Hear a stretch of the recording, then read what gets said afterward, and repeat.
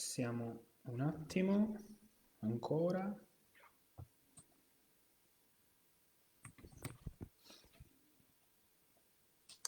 Giovanni, Silvia, José Maria, siamo già in diretta. Perfetto, quando tu vuoi cominciamo, eh? Possiamo già cominciare, Giovanni. Mm? Ok, perfetto. Bene, buongiorno a tutti, cari amici vicini e lontani. Abbiamo un audience che va oltre il territorio spagnolo. Io sono Giovanni Caprara, vi parlo dall'Università di Malaga. Vi do il benvenuto a quest'ultimo, tra virgolette, appuntamento, diciamo, di questo ciclo di lezioni dedicato quest'anno a Dante Alighieri. E vi ricordo che una seconda parte avverrà poi dopo nel corso del primo semestre del 2021, quindi da settembre in poi. Chiudiamo in bellezza, no? Come si suol dire. È un grandissimo onore, un piacere presentarvi il professor José Maria Micò dell'Università Pompeo Fabra, al quale fra pochi minuti lascerò la parola. Chiudiamo questo primo ciclo, come dicevo, però siamo veramente molto soddisfatti sia della risposta che abbiamo avuto, sia della grande collaborazione che abbiamo cucito tra i comitati di Dante Alighieri di Granada, e colgo l'occasione per salutare e ringraziare sia Andrea Alcuri sia Silvia Datteroni, ma anche il comitato Dante Alighieri di Malaga, nelle persone di Valentina Nesi e Milena D'Alessandro, i quali fanno un po' il lavoro di coordinazione, no? Tra l'Università di Malaga e, ripeto, Granada, Malaga e in questo caso anche Barcellona, da dove è collegato il professor Micò. Una brevissima presentazione, anche se so che non c'è bisogno, professore, giusto per dare, no, delle dritte anche ai nostri amici che oggi ci seguono.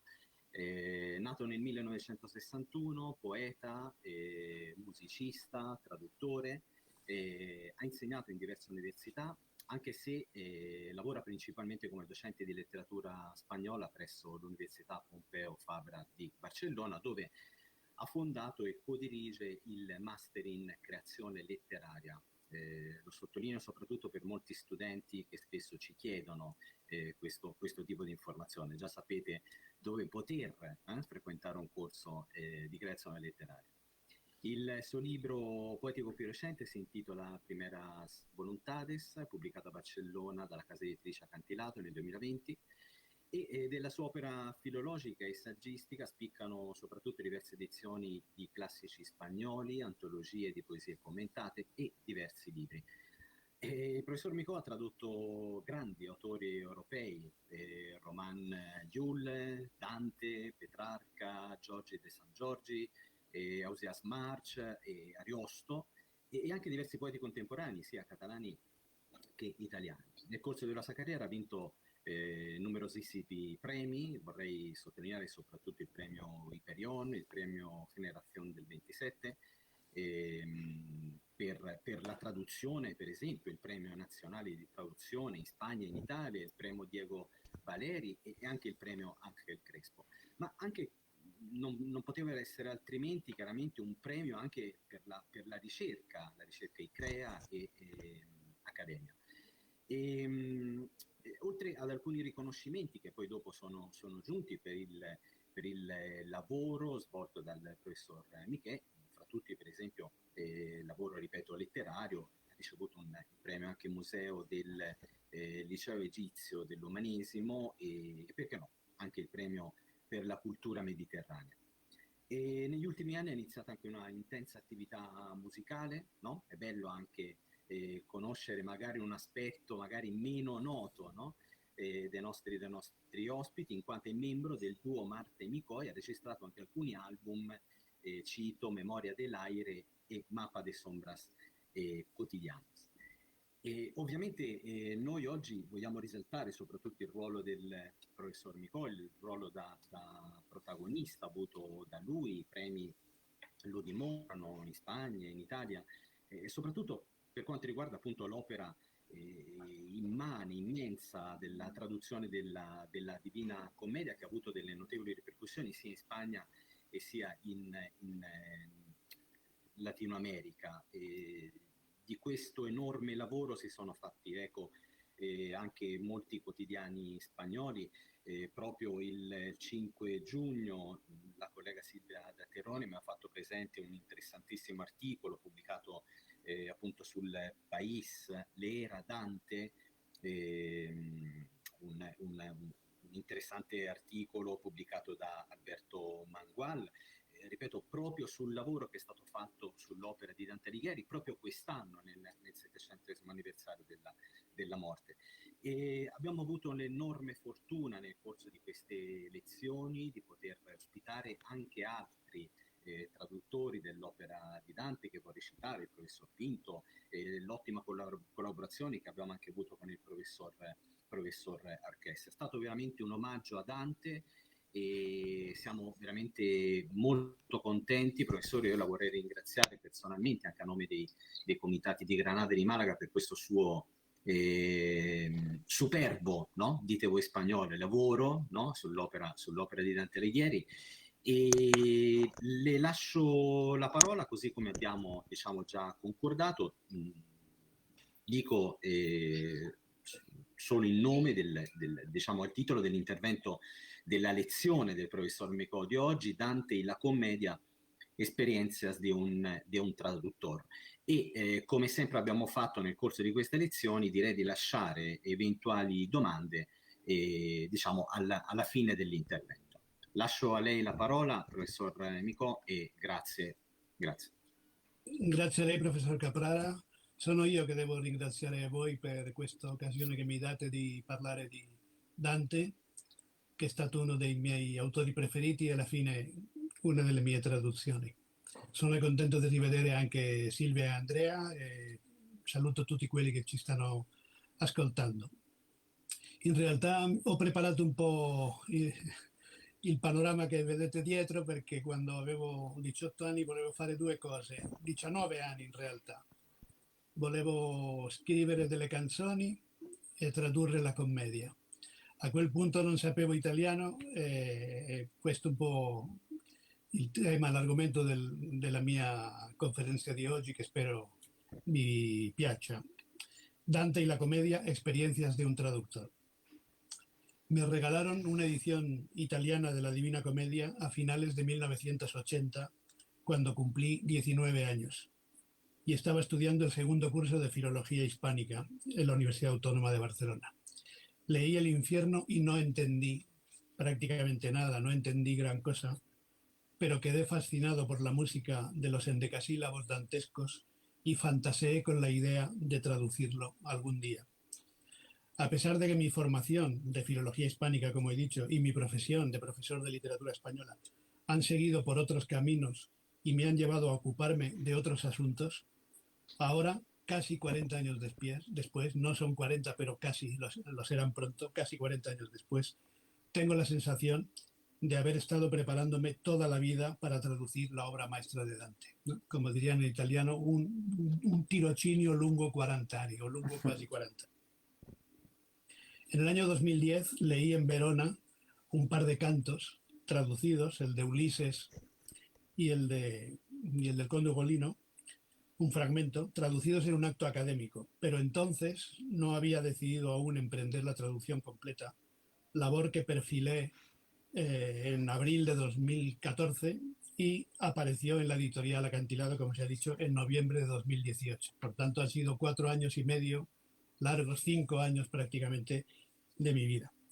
Fue uno de los últimos libros contratados por el editor Jaume Vallcorba, que murió poco después, el malogrado editor Jaume Vallcorba. Digo esto porque puede tener algún interés.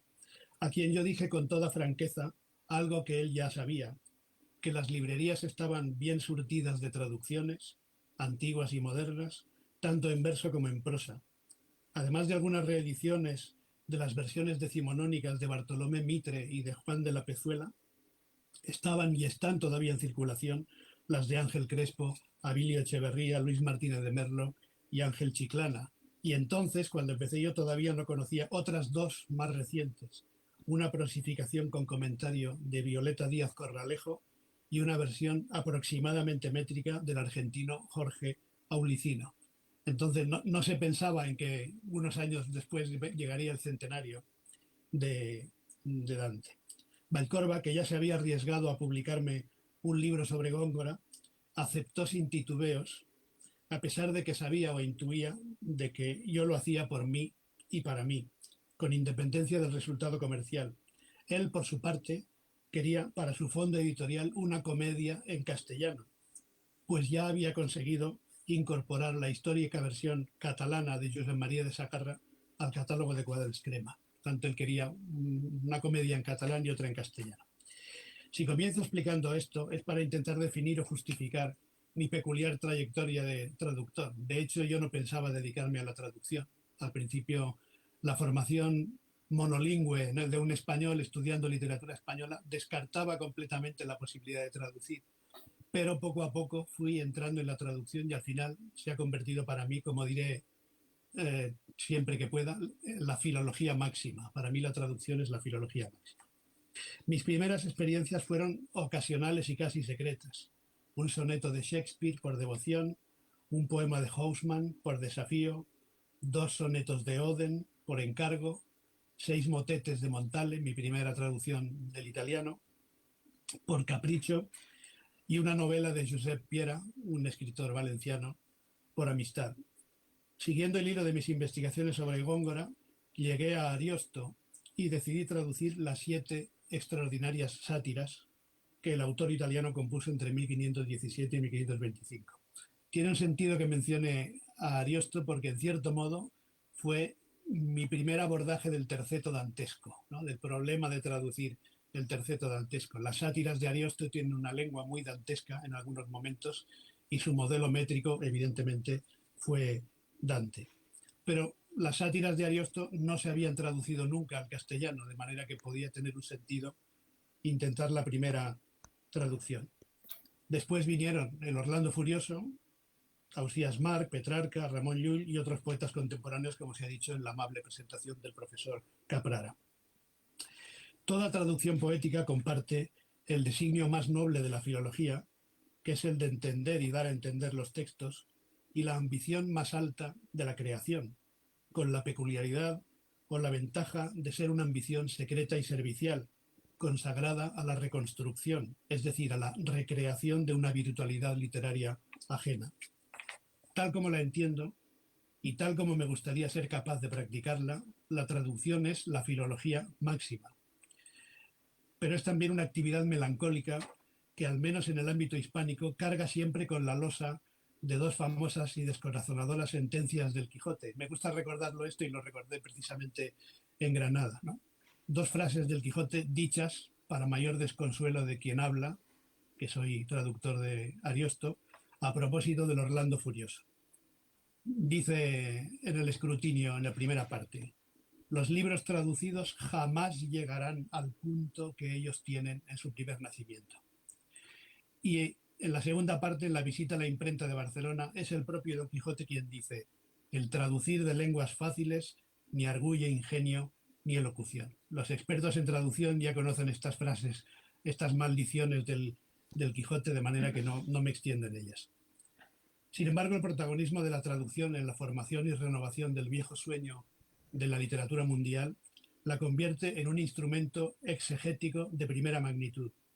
Más allá de los intereses de la literatura comparada y sin perder el rigor de la aproximación filológica, la traducción nos ayuda a comprender las relaciones entre las literaturas a lo largo de la historia y nos permite integrar a los clásicos de otras lenguas como parte esencial de nuestro propio canon. Y naturalmente también está marcada por la historia, ¿no? A finales del siglo XV, por ejemplo, Juan de la Encina tradujo las églogas de Virgilio en octosílabos y en el estilo bajo, rústico, lo llama él, propio del sermo humilis. Pero al traducir la égloga cuarta, que hablaba de cosas mayores, como dice el mismo Virgilio, y que la Edad Media interpretó como vaticinio del nacimiento de Cristo, Encina escogió el estilo más elevado y la métrica más culta que tenía a su disposición, el arte mayor del laberinto de Juan de Mena y los eruditos decires del Marqués de Santillana. Además de eso, el cónsul Polión de Virgilio se convirtió en el rey Fernando el Católico y la diosa Lucina en la Virgen María. Este abismo expresivo entre la traducción de la Égloga cuarta y la de las demás no parece justificable en términos de fría fidelidad traductológica, pero es perfectamente comprensible a la vista de la historia literaria. 7 décadas más tarde, las versiones virgilianas de Fray Luis de León y del Brocense dependen de la mediación del bucolismo idealizante de Garcilaso de la Vega. Los ejemplos podrían multiplicarse. Basta recordar una importante distinción entre dos conceptos manejados por la teoría de la traducción: reversibilidad y equivalencia funcional. La reversibilidad, tal vez factible en textos no literarios y próximos en el tiempo, es prácticamente inalcanzable en textos poéticos, sobre todo si pertenecen a épocas remotas. Imaginemos, por ejemplo, a Camões, al poeta portugués Camões, devuelto al portugués original a partir de la traducción latina que de algunos de sus sonetos hizo Vicente Mariner, ¿no? Vicente Mariner tradujo al latín unos cuantos sonetos de Camões. Si del latín volviésemos al portugués, el resultado sería un poco absurdo. O el Marcial de Quevedo. Si relativizásemos el Marcial de Quevedo a partir de una décima de Quevedo, el resultado podría parecer absurdo. Y aunque tal vez conservase una parte esencial de la información semántica, las pérdidas serían irreparables. Sin embargo, Quevedo tradujo a Marcial en redondillas, quintillas y décimas porque esa era la mejor manera, y tal vez la única, de naturalizarlo como poesía epigramática para sus contemporáneos. Voy entrando así un poco en la traducción de la forma, que es una de mis obsesiones, ¿no? Y de las grandes discusiones a la hora de traducir a Dante o a cualquier autor antiguo. Con el fin de que la gran literatura del pasado siga siendo literatura para nosotros, debemos aspirar a la máxima reversibilidad posible del sentido literal y a la máxima equivalencia funcional de los elementos estilísticos, metafóricos, retóricos y métricos, y aun culturales, porque el texto de los clásicos goza del privilegio de la perennidad, pero cada época necesita sus traducciones. Traducir poesía es, por tanto, una operación compleja, siempre muy próxima al fracaso o al desconsuelo, que no solo debe reconstruir un sentido, sino también un valor de carácter estético. Esta distinción entre el sentido y el valor me parece a mí también fundamental. Si el resultado no es poético, aunque hay muchos tipos de traducción, y de hecho por ejemplo, con los trovadores o con el Dolce Stil Nuovo en España se han hecho traducciones de servicio, ¿no? Que son más bien traducciones exegéticas, pero lo ideal es que el resultado sea un resultado poético, que tenga un valor poético. En la convicción un tanto provocativa que he enunciado más arriba, la traducción es la filología máxima, debe compensarse con otra afirmación no tan ufana, un poco más modesta. Todas las versiones son mejorables. Esta es otra evidencia, no hay traducción perfecta. Porque un clásico es, entre otras cosas, la suma de sus traducciones, que se caracterizan por su complementariedad, tanto diacrónica como sincrónica. A mí me gusta poner, ya que hablamos de Dante, el ejemplo de las dos últimas traducciones catalanas, la de Josep María de Sagarra, de mediados del siglo XX, primera edición de 1947, pero era edición de bibliófilo, la edición, digamos, que tuvo difusión es de 1955, que es un Dante muy culto, muy eufónico, con el respeto de las rimas, ¿no? Y ponerlo en contraste, en contraposición con la traducción de Joan Francesc Mira del año 2000, una traducción en un verso catalán sin rima, más comunicativo, más atento a la narración. Evidentemente Dante es las dos cosas, es el Dante culto, eufónico, rimado de Sagarra y el Dante narrativo, más coloquial, más próximo de Mira.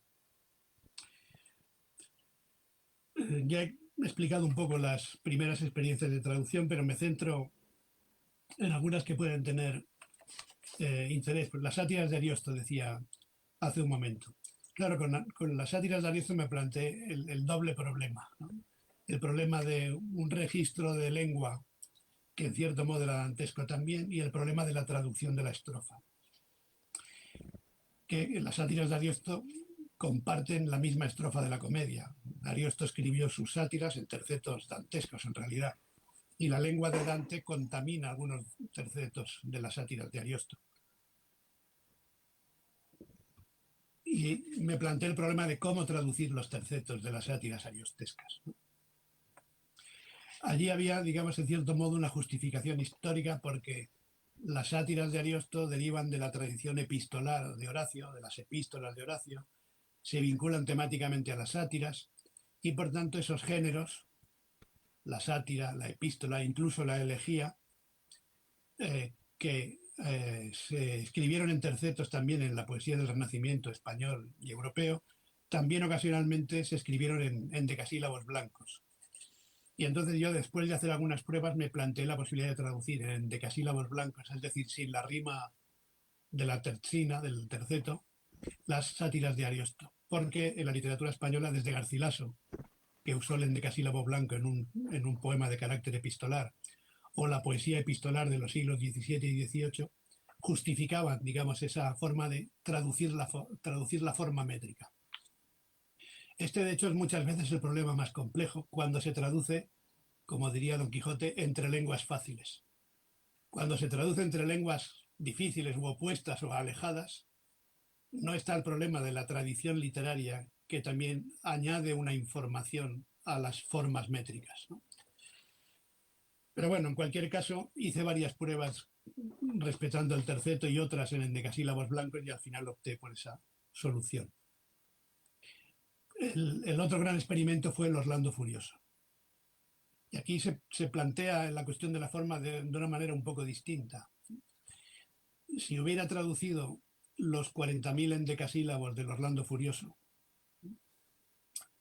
sin rima ninguna, se hubiera perdido la idea de la estrofa. Muchas veces la idea de la estrofa se puede conservar no con la rima, sino con la sintaxis. Por ejemplo, en mi traducción de la comedia, luego podemos verlo, he respetado mucho la sintaxis, de manera que la idea de estrofa está, aunque no esté la rima consonante idéntica a aquella original. Ese problema en Ariosto solo tuvo para mí una solución, porque evidentemente no podía convertir el gran poema de Ariosto en octavas en una ristra de 40.000 endecasílabos sin rima, porque desaparecía la idea de estrofa. Y para conservar la idea de estrofa, cerré cada estrofa con una rima pareada, con una rima bachata, como dite voi italiani, ¿no? Con una rima pareada, con un pareado asonante o consonante. Que este es otro tema también curioso, ¿no? Que es rima para la literatura italiana y que es rima para la literatura española. En literatura española tenemos la suerte, por lo menos los traductores, de que la rima asonante pueda aceptarse también como tal. Y por tanto que no solo la rima consonante plena valga como rima. Pero bueno, llegando a la comedia, lo cierto es que la historia de las traducciones de la comedia en España es muy rica y conocida. De hecho, con el profesor Rousseau Narqués, al que hemos mencionado antes y que ha participado también aquí, hemos coordinado un número monográfico de la revista Ínsula, que saldrá en julio o en agosto, un número doble sobre Dante y la cultura hispánica. Y ahí se hablará un poco de todas las traducciones antiguas, los mayores especialistas en esos temas, ¿no? Pero es curioso, aunque es una historia muy conocida, es saber que esa historia está hecha de interrupciones que han durado siglos, ¿no? Es decir, Dante fue muy traducido en los siglos XV y algo del XVI y después fue olvidado completamente por los traductores españoles en la segunda mitad del XVI, todo el XVII y el XVIII, y hasta el siglo XIX no se volvió a traducir. Esto tiene que ver un poco también con la influencia y con la imagen que se tenía de Dante en esos momentos, ¿no? De modo que estos 7 siglos de asombro que nos separan de Dante, que murió hace 700 años ahora, no fueron 7 siglos de admiración, ¿no? Y como bien saben, en Italia, ¿no? Dante pasó también su calvario porque el preferido de Bembo era evidentemente Petrarca, ¿no? Bembo criticó el estilo de Dante en algunos momentos, ¿no? Y luego con el siglo XIX, el romanticismo y otros movimientos, se volvió, en toda Europa en realidad, a pensar en Dante. Y empezó un periodo de traducción casi obsesiva de Dante en el siglo XIX que yo creo que no ha terminado, ¿eh? Porque seguimos en él y creo que hay Dante para rato. Por tanto, los últimos 200 años es un periodo dorado de la traducción al español y a otras lenguas. Dante es posiblemente el único gran clásico de la literatura universal que está traducido a las 4 lenguas principales oficiales de España, al castellano, al catalán, al gallego y al vasco, que de todas ellas hay traducción, ¿no? Y desde luego ha sido traducido muchas veces también en Argentina sobre todo, ¿no? Y en otros lugares, de modo que son docenas las traducciones. Pero curiosamente van de todo tipo de soluciones extremas, de la prosa al verso y del medievo a hoy mismo. Las 2 primeras traducciones de la península son casi simultáneas, la versión castellana de Enrique de Villena de 1428 y la versión en catalán, en verso además, la primera en verso propiamente dicho, de Andreu Febrer, que se completó en Barcelona en 1429. Lo más interesante de ambas es su condición híbrida, en cierto modo, desde la perspectiva actual. En el caso de Villena se trata de una forma de explicación en prosa más que de traducción, en un sentido literario plenamente moderno, y en el caso de Andreu Febrer se trata de una lengua poética artificiosa, plagada de latinismos, italianismos y occitanismos, pero que resulta moderna y avanzada si se compara con la poesía de sus contemporáneos, que por lo general seguían usando la koiné aprendida de los trovadores. Este es un momento muy curioso, ¿no? Sobre todo esta traducción catalana de Andreu Febrer, cuando nadie escribe poesía en catalán, porque Ausiàs Marc todavía no ha empezado propiamente a hacerlo, y un contemporáneo de Ausiàs Marc, Jordi de Sant Jordi, está todavía escribiendo en la lengua de los trovadores. Andreu Febrer se inventa un poco una lengua literaria que después se influirá, evidentemente, en la posterior. Estos momentos de invención de una lengua, que son circunstancias como las que Dante tuvo al escribir la comedia, evidentemente son intraducibles, no se pueden reproducir, ¿no? En un momento de madurez de las lenguas como puede ser para la lengua española. Luego hay traducciones anónimas del Purgatorio, que curiosamente para las que escogió un verso octosílabo, las quintillas, ¿no? Y otras traducciones antiguas de Pedro Fernández de Villegas en coplas de arte mayor. De manera que hubo todo tipo de soluciones formales para la traducción de la comedia.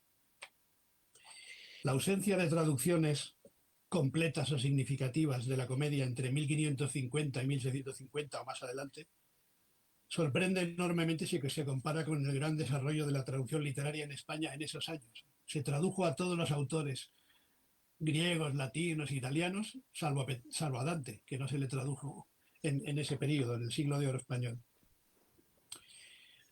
Petrarca se ha convertido en el autor de referencia, el poeta heredero de los trovadores y el autor del libro más imitado de la lírica europea.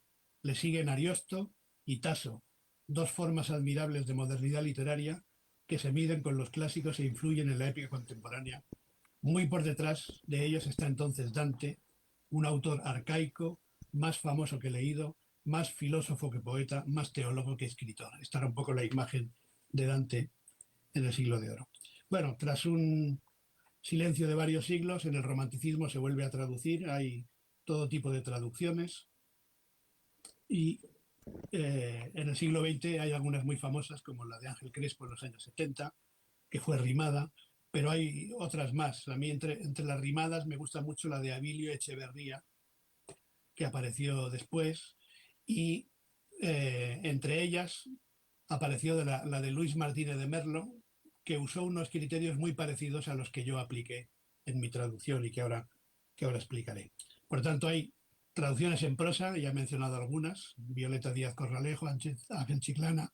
Hay traducciones en tercetos encadenados, en tercetos dantescos, Bartolomé Mitre, Ángel Crespo, Abilio Echeverría.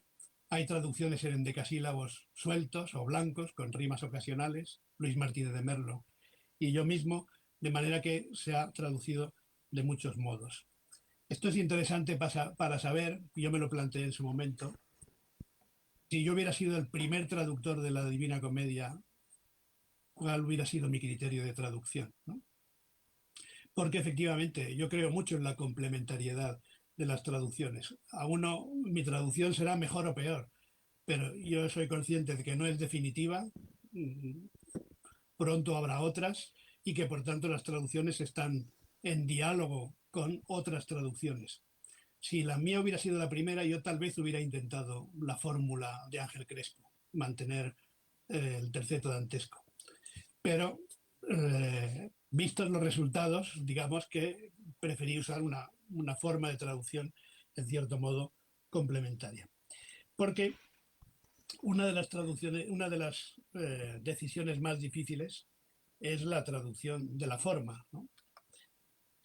Y en este aspecto me ha ido mucho esa experiencia previa, no solo con Ariosto y con las sátiras y con el Orlando, sino también con Ausías Marc y con Jordi de Sant Jordi, por esa lengua particular que tenían. En el caso de los poetas catalanes, opté por traducir también en endecasílabos blancos, aunque el verso no es exactamente equivalente al del verso catalán. Pero traducir hoy la comedia, y ahí vamos, implica dar respuesta a dos preguntas básicas. ¿Por qué? ¿Y cómo? Cuando uno hace, yo recuerdo cuando traduje el Orlando Furioso, un colega mío, es decir, de estos hispanistas que no entendían que un hispanista se dedicase a traducir, me dijo, ¿por qué? ¿No? ¿Pero por qué? ¿Por qué traduce usted el Orlando Furioso? Y claro, es una pregunta que no tiene en realidad respuesta, porque en mi caso la respuesta es porque me da la gana, ¿no? O porque quiero, o porque esa puede ser una buena respuesta, ¿no? Pero parece un poco una crítica que creo que le hicieron, un crítico teatral le hizo, si no recuerdo mal, a Alfredo Marquerí, un dramaturgo, cuando dice, y la crítica empieza de una manera demoledora, ¿no? El dramaturgo Alfredo Marquerí ha estrenado una nueva comedia. ¿Por qué? Y bueno, y luego venía la crítica que pueden imaginar cómo era, ¿no? Pues cuando, cuando yo le propuse a Jaume Vallcorba que me publicase la traducción, afortunadamente no me dijo por qué, ¿no? Si ya están todas en comercio, y me dijo, adelante, adelante. Y es un ánimo y una decisión que yo agradezco porque formaba parte de uno de mis deseos, de uno de mis caprichos desde la juventud, traducir la comedia. Por tanto, la primera respuesta, ¿por qué?, era obvia, pero la puedo expresar mejor. Porque es el libro más impresionante que he leído y el que más me ha gustado. Esto sigue siendo así. Después de 40 años no he leído nada mejor que Dante.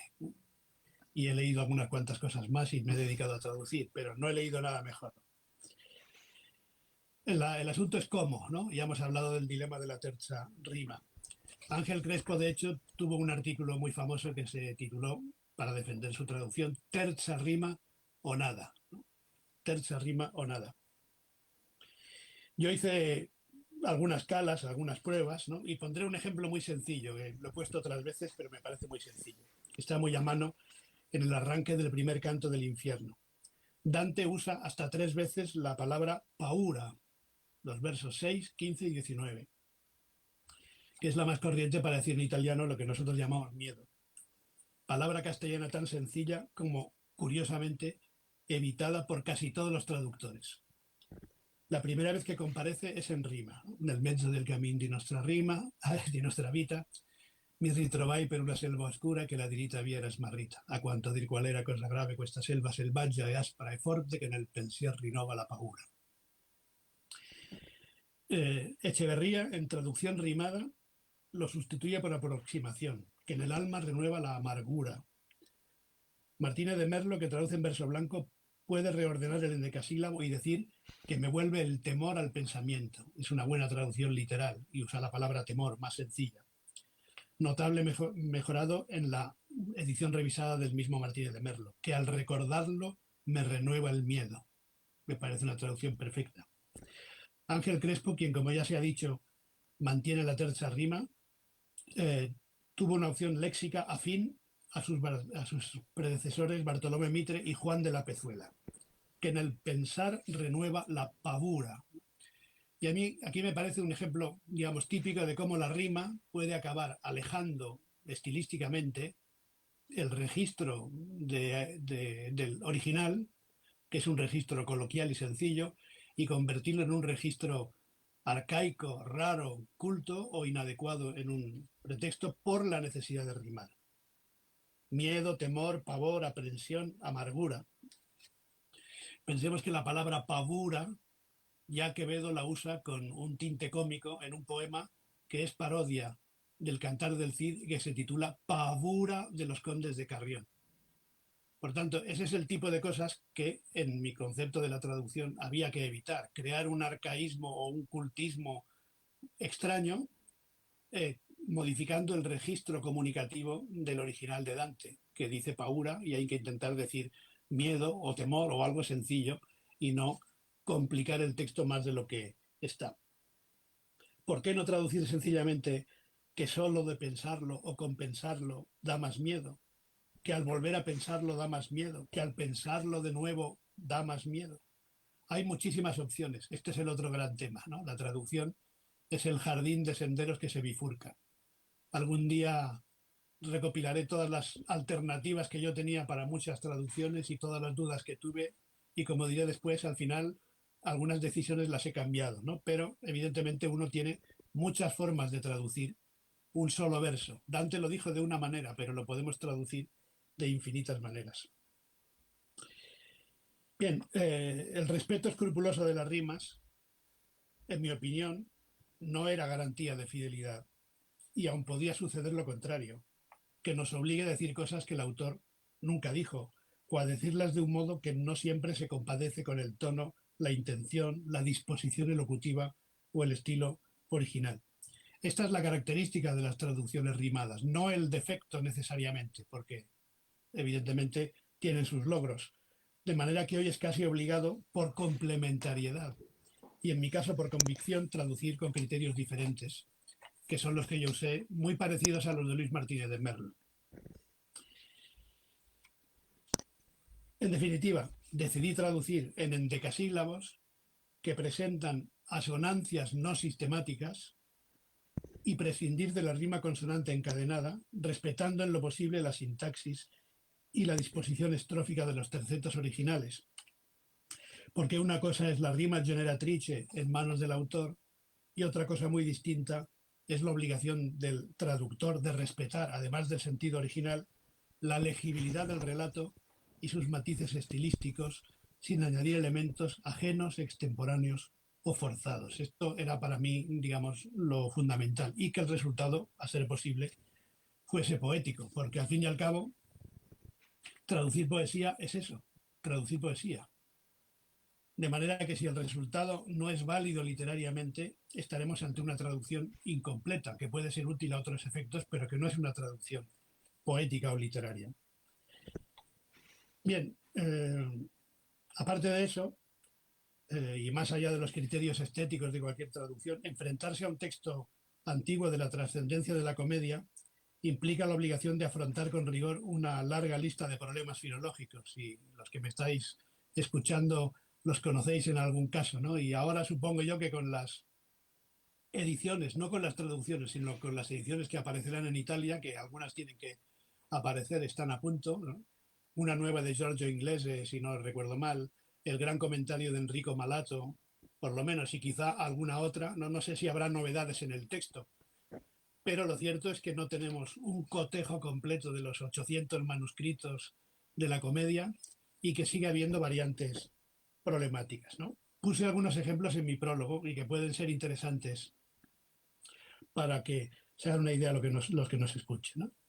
El hecho de que no conservemos ningún autógrafo de Dante y de que entre los varios millares de diferencias textuales que presentan los manuscritos antiguos, que son unos 800 aproximadamente, no haya, que sepamos, rastro de variantes de autor, podría parecer un consuelo desde el punto de vista anecdótico, ¿no? Por la aplicación de un esquema, y si no hay variantes de autor, se aplica el esquema y se acaba, ¿no?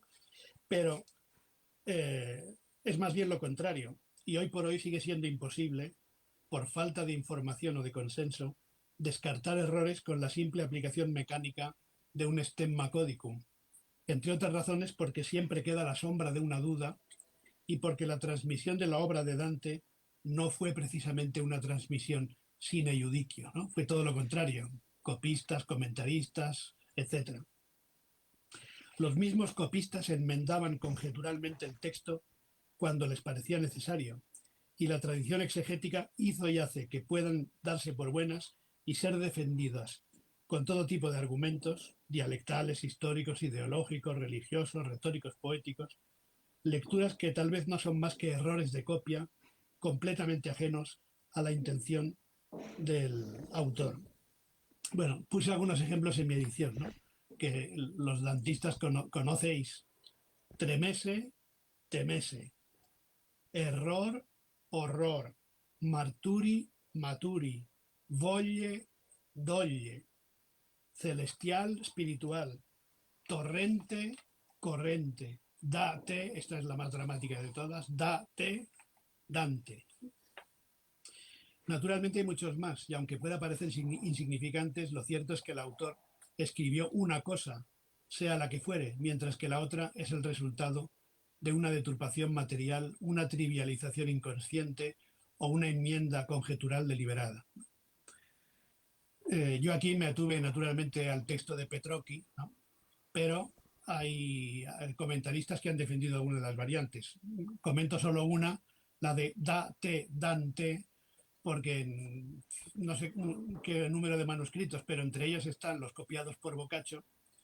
El nombre de Dante aparecería 2 veces. La primera en boca de Beatriz, ¿no?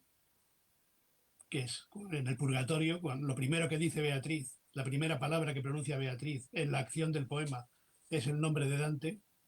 Dante, no llores, no, le dice, y parece que esa es la única aparición del nombre de Dante, pero en un número significativo de manuscritos, en una variante que está en Boccaccio y que han defendido algunos comentaristas antiguos y contemporáneos, parece que podría estar también el nombre de Dante en boca nada más y nada menos que de Adán, ¿no? Por tanto, esas son cosas que un traductor no puede resolver, pero tiene que estudiar de algún modo, ¿no? Y solo en algunos casos muy privilegiados, como en el de volle, dolle, yo encontré una especie de solución intermedia, la palabra afanes, porque afán tiene algo de volle, deseos, anhelos, y algo de dolle, dolores, penares, pesares, etc. Bueno, con algunos ejemplos, ahora vamos a otros problemas, ¿no? de Dante, que son difíciles de resolver. Por ejemplo, los juegos derivativos y los calambures. Più volte volto, en el infierno, el primer canto del infierno. O el extraordinario Libito fe licito, ¿no? Cuando habla de Semiramis, que el libito fe licito in sua legge, ¿no? Está la literación y además el juego de palabras libito, lícito. Eso es intraducible, incluso a las lenguas fáciles y parecidas como el español, porque líbido pues, es libidinosidad, que es palabra muy larga, o directamente lujuria, pero la libido es demasiado freudiana como para aplicarla retrospectivamente, ¿no? De manera que yo ahí mantuve como pude el juego de palabras lujuria, que en su reino, que en su ley la lujuria hizo lícita, ¿no? Que en su ley la lujuria hizo lícita, y por tanto mantener algo la literación. Luego hubo unos momentos, hay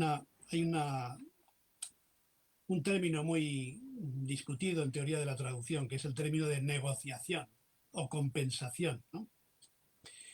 Y esto vi que, curiosamente, lo explico en un minuto porque he dicho al principio que yo traduje los motetes de Montale, ¿no? Pues bien, los dos extremos de las traducciones que yo he hecho son el Orlando Furioso, por extensión y por género narrativo, etcétera, y los motetes de Montale. Eso es lo más extremo que yo he traducido. Y son dos formas extremas de traducción porque el Orlando Furioso es un macrotexto en el que hay, por así decirlo, espacios de negociación. Momentos en que se puede compensar un detalle, no digo un detalle del sentido literal, sino un detalle más bien estilístico o de otra índole que se ha perdido en otro pasaje. Y por tanto recuperar un usus scribendi del autor no exactamente en el sitio en que está, sino en otro sitio. Esta sería un poco la ley de la negociación o la compensación, cambiando un poco de lugar. En el otro extremo están los microtextos como los motetes de Montale, que ahí no se puede, no hay negociación posible, hay que intentar preservarlo todo porque crean una lengua en sí mismos los motetes de Montale, tienen una lengua propia que no es el italiano, es otra cosa, es el lenguaje poético de Montale. Pues bien, la comedia tiene esas dos características. El microtexto en el que la negociación es casi imposible. Es un macrotexto que funciona como un microtexto.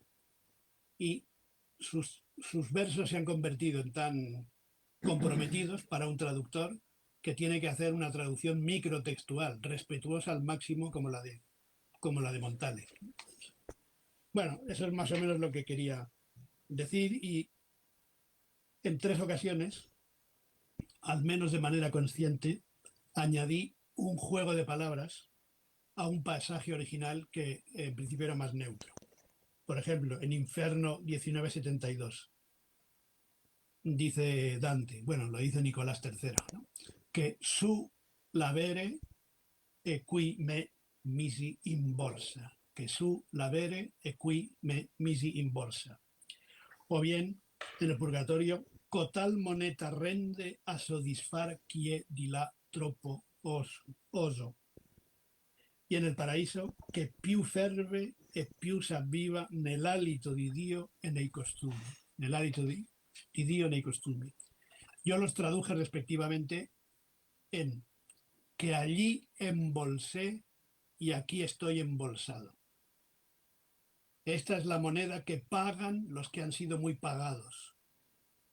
Y el que más arde y vive del hábito y el hálito de Dios. Por tanto, añadí este juego de palabras, en cierto modo dantesco, a un pasaje original más neutro. Pero el sentido literal no se resentía y, en mi opinión, incluso lo permitía. De manera que el primer juego de palabras hace más explícito el contrapaso del papa simoníaco, que allí embolsé y aquí estoy embolsado, ¿no? Es el contrapaso perfecto. El segundo es el resultado de condensar la rica información semántica del original.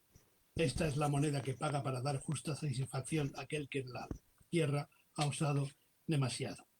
Bueno, luego están otros problemas como los nombres de los demonios, ¿no?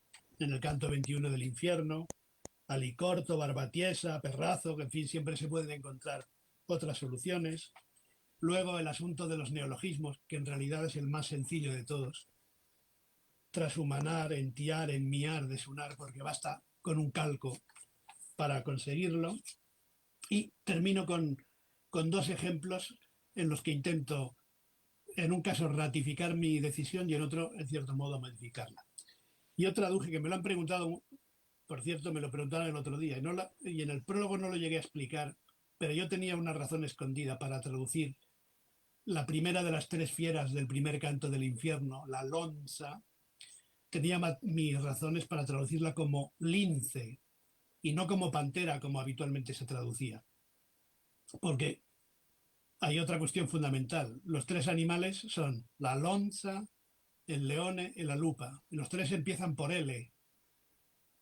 Hay también un elemento criptogramático ahí, críptico, pero que también tiene que ver con la idea del pecado, con la idea del vicio en latín y en fin.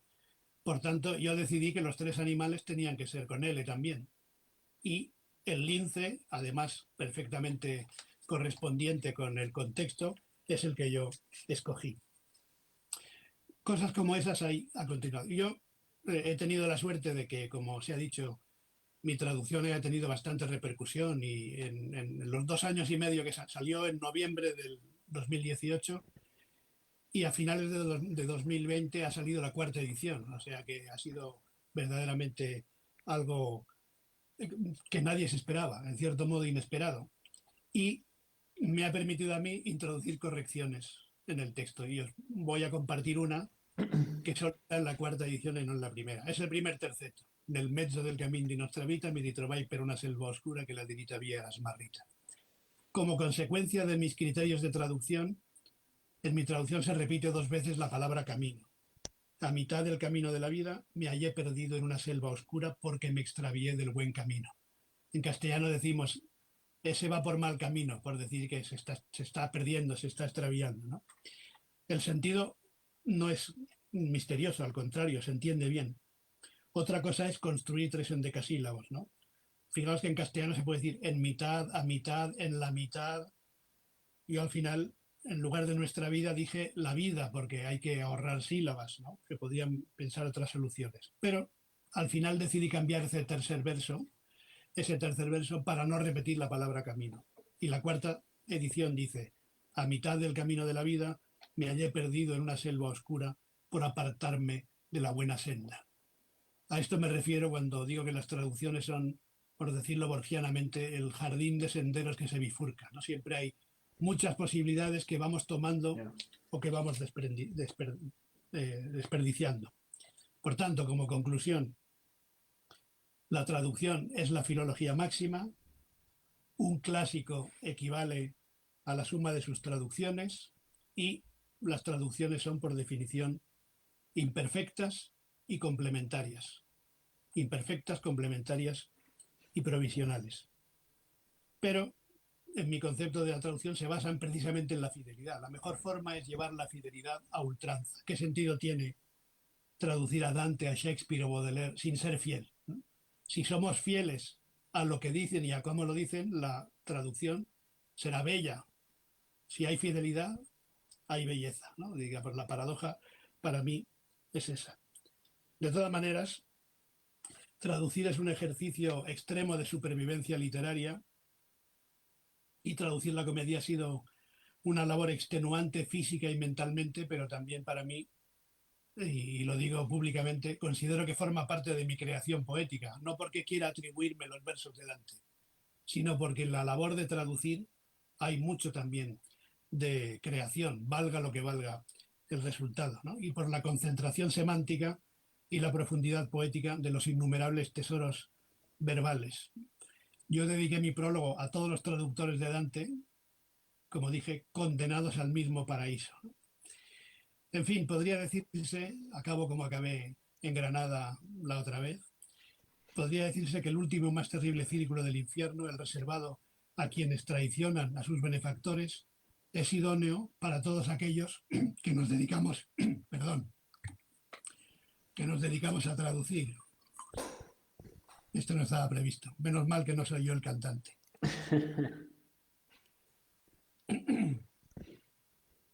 Decía, el último y más terrible círculo del infierno parece idóneo para todos los que nos dedicamos a traducir, pues estropeamos las obras de quienes han mejorado nuestra vida.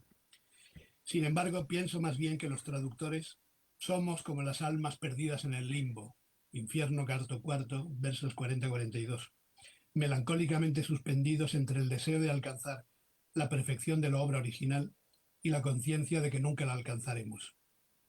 Per tai difetti non per altro rio, semo perduti, e sol di tanto offesi che senza speme vivemo in disio.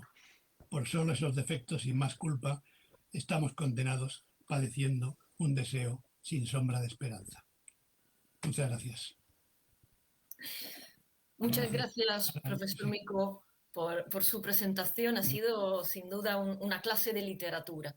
Bueno. Usted ha profundizado en muchísimos aspectos interesantes, filología, variantes de traducción, centrándose en algunos ejemplos específicos. Y nada, la verdad es que yo me había apuntado algunas preguntas, pero a lo largo de su exposición, de su charla, usted ha contestado puntualmente a todas las dudas bueno, dudas, curiosidades y preguntas que yo tenía.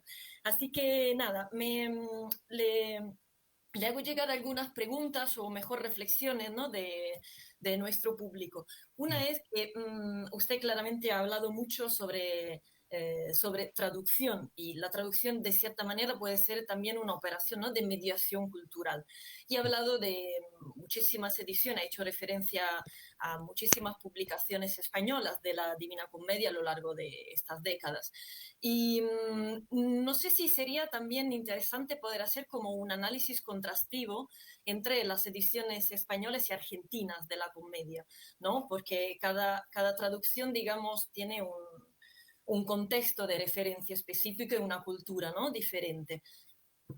Sí, por ejemplo, ese caso que yo he puesto de Pavura, quizás sea más tolerable en el español de Argentina, precisamente del siglo XIX, que en el español de España del siglo XXI, ¿no? Y ese tipo de cosas también influyen en que las traducciones vayan envejeciendo y por tanto hay que renovarlas, porque para convertirlas en poesía para los lectores de cada tiempo.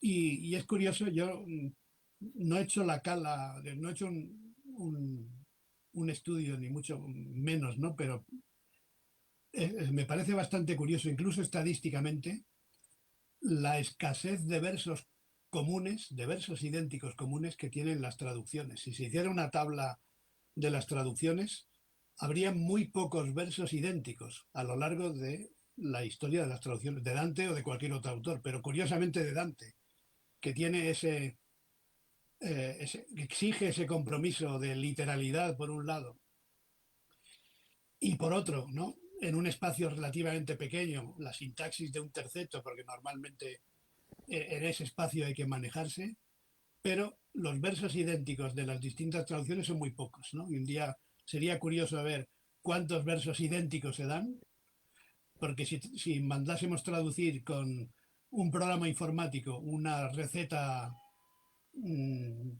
médica, una receta médica o un prospecto de un electrodoméstico, posiblemente habría menos variaciones, ¿no? En cambio, en la labor humana hay muchas variaciones más, porque hay muchos factores más. El contexto efectivamente estilístico, la historia, muchos elementos que hacen que volvamos a Pierre Menard, autor del Quijote, ¿no? Porque aquí la literalidad, curiosamente, es imposible, ¿no? Donde Dante ha dicho nel mezzo del camino de nuestra vida, se han dicho infinidad de cosas distintas, a pesar de que es un sentido muy marcado y muy concreto. Muchas gracias, profesor. Otra pregunta que nos llega es, ¿por qué leer a Dante en el siglo XXI? Bueno, me hicieron esta pregunta hace una semana y tuve que escribir a abuela pluma muy deprisa un texto que salió precisamente en el Babelia del sábado pasado. A a los curiosos les pido que vayan ahí a leerlo, ¿no? Y luego hicieron un resumen muy periodístico con tres palabras, ¿no? Que eran autoficción, eh, autoficción, distopía y poliamor, ¿no? Tres palabras muy modernas que a su modo tienen que ver con Dante y que yo mencionaba en mi artículo y lo resumieron, ¿no? Yo creo que hay que seguir leyendo a Dante porque los grandes autores en realidad hablan de nosotros, ¿no? Antes los clásicos decían que la comedia, no la comedia de Dante, que el género de la comedia, en el sentido del teatro, era un espejo de la vida humana, ¿no? Yo creo que la comedia de Dante es un espejo de la condición humana, ¿no? Y ahí estamos todos, ¿no? Como yo decía en ese artículo, evidentemente nos identificamos con Dante porque somos peregrinos en un mundo que no acabamos de entender y nos sentimos perdidos y buscamos un sentido a nuestra existencia, que en el fondo eso es lo que Dante busca y acaba consiguiendo, entender algo, ¿no? Al final de la comedia. Pero además podemos entender y podemos identificarnos con los pecadores, ¿no? O con algunos de ellos, ¿no? ¿Quién no conoce como digo yo en mi artículo, a un poeta afecto al poliamor, ¿no? Como algunos de los personajes del Purgatorio, por cierto. O quién no conoce a un trepador social, ¿no? A estos que no tienen escrúpulos y engañan a todo el mundo, por no hablar evidentemente de ladrones, de simoníacos y de otros términos, ¿no? Pero Dante consigue que todo eso forme parte de una gran ambigüedad, que es nuestra forma de entender también la condición humana, ¿no? De manera que es un libro medieval, pero que no ha perdido actualidad, al contrario, en estos tiempos de realidad virtual, de pandemias, de incertidumbre teológica o filosófica o personal, la lectura de Dante para mí es siempre reconfortante y además sigue estando en verso, ¿no? Que esa es la otra cuestión. Es decir, que todavía es verso lo que Dante escribió. Quizá algún día perdamos la noción de lo que es el verso, pero la comedia sigue siendo una espléndida narración en verso y solo por eso merece la pena. Y yo creo, sobre todo, porque nos sentimos identificados o con el propio Dante o con algunos personajes que allí aparecen. Muchas gracias. De Y verdad. una pregunta que hace referencia a su decisión, ¿no? De cómo ha traducido la comedia. Usted ha dicho en un momento dado que ha decidido no respetar la rima, pero sí la idea, ¿no? De estrofa. ¿Podría matizar, por favor, en este punto? ¿En qué sentido ha mantenido la idea de estrofa? Sí, en el sentido de que si Dante encierra una frase completa o una comparación o una metáfora dentro de un terceto, dentro de los tres versos, yo he intentado mantenerla también ahí, respetándolo al máximo, ¿no? Es decir, que la sintaxis se parezca lo más posible a la de Dante y que por tanto la idea de estrofa se respete por lo menos sintácticamente, sino desde el punto de vista de la rima. Y luego en algunos pasajes, sobre todo, y quizás sobre todo al final del canto o en algunos momentos, eh, sin buscarlas expresamente o a veces sí, hay más asonancias que en otros pasajes, ¿no? Digamos, ya de manera natural, el castellano puede proporcionar asonancias en el mismo discurso, ¿no? O porque sean formas verbales o por simple casualidad, ¿no? En algunos momentos yo he creado más rimas de las habituales para que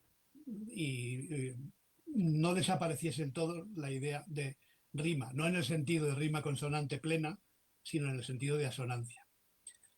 Porque, digamos, el objetivo final no es tanto el respeto de todos los detalles, sino la idea cohesiva final de que se trata de un discurso poético que tiene sentido, que tiene forma poética y que tiene sentido.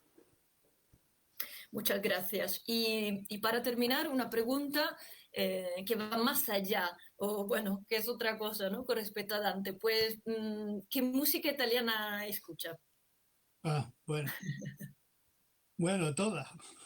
Iba a decir, bueno, toda es una exageración, pero la verdad es que yo crecí con la música de Mina y de otras cantantes italianas, siempre me ha gustado. Luego ya de mayor, cuando estudiaba el italiano, me interesé por los cantautores italianos porque esto siempre es un poco triste e injusto que en Italia no se conocen los cantautores españoles y al revés, aquí no conocemos a los cantautores italianos, ¿no? Pero a mí, digamos, este terreno intermedio entre cantautor y cantante, ¿no?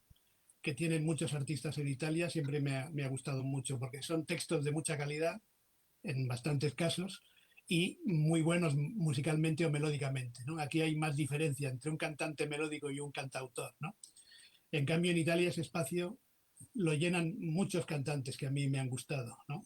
Y que me gustan. Bueno, todos los cantantes italianos, pero que quizá para algunos de los que nos escuchan no son tan conocidos, ¿no? Pero hablando de traducir, además de Dante, he traducido un par de canciones de Gianni Siviero, que es un cantautor muy desconocido, pero he traducido también dos canciones de Francesco Guccini, una muy famosa que me dio mucho trabajo, La Avvelenata, Ah, y la he traducido como La Viperina.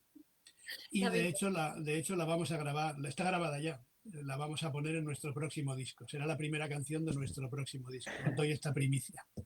La Viperina de Francesco Guccini. Lo demás son canciones mías o nuestras, letra y música. Pero he traducido La Viperina de Francesco Guccini y bueno, me ha gustado mucho Battiato, me gustaba mucho incluso Claudio Baglioni, que no parece un cantautor, pero a mí esa relación entre el texto y la música, ¿no? Hay tres o cuatro canciones de Claudio Baglioni que a mí me parecen estupendas para aprender italiano, entre otras cosas, ¿no? Porque no tienen esa simplicidad de otros textos, ¿no? Pero hay muchas canciones de Claudio Baglioni. Y naturalmente también Battisti y también de Gregori, en fin, Lucho Dalla, escuchaba todo eso, pero también las cantantes melódicas. Muchísimas gracias, De nada, profesor. No creo que gracias a... hayan otras preguntas, así que nada, le vuelvo a dar las gracias como Comitato de Granada y también como Comitato de Málaga por aceptar nuestra invitación y sobre todo por su charla magnífica sobre las traducciones, sobre Dante y sobre la Divina Comedia. Muchísimas gracias. Muchísimas gracias a vosotros, y al menos estos nuevos sistemas que nos impiden vernos en persona nos permiten que nos vean en dos sitios, como Málaga y Granada, de manera que doblo los abrazos, sé que unos en Málaga y otros en Granada, y espero que pronto nos veamos personalmente. Muchas gracias por la invitación, ha sido como siempre un placer. Gracias Giovanni, Andrea y Silvia, y a la próxima.